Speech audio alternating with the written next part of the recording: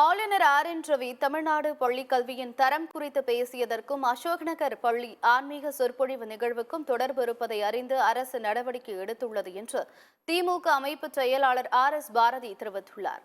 சென்னை தேனாம்பேட்டையில் உள்ள அண்ணா அறிவாலயத்தில் திமுக மாணவர் அணியின் மாவட்ட மாநில அமைப்பாளர் துணை அமைப்பாளர்கள் ஆலோசனை கூட்டம் நடைபெற்றது. இக்கூட்டத்தில் அறிவார்ந்த சமத்துவ சமூகம் உருவாக மத சாதிய வெறுப்புணர்வை மாணவர்களிடம் விதைக்க வேண்டாம் உட்பட 9 தீர்மானம் நிறைவேற்றப்பட்டன. இதில் திமுக துணை பொதுச் செயலாளர் ராசா, அமைப்பு செயலாளர் RS பாரதி ஆகியோர் கலந்து கொண்டனர். இதைத் தொடர்ந்து செய்தியாளர்களை சந்தித்த RS பாரதி, அசோக் நகர் பள்ளியில் நடைபெற்ற நிகழ்வை திட்டமிட்டு செய்துள்ளனர் என்று குறிப்பிட்டார்.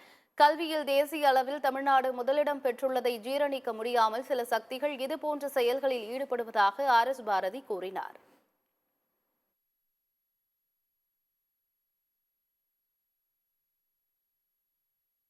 திட்டமிட்டு யாரோ செய்கிறாங்க.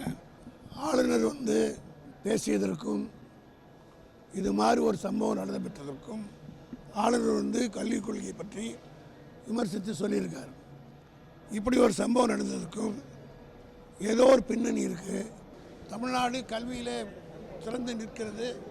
இந்தியாவிலே நம்பர் 1 மாநிலம் தமிழ்நாட்டிலே கல்வியிலே முதலிடம் பெற்றிருக்கிறது என்பதை ஜீரணிக்க முடியாமல் சில சக்திகள் இதை கெடுக்க வேண்டும் என்ற நோக்கத்தோடு செயல்படுகிறது.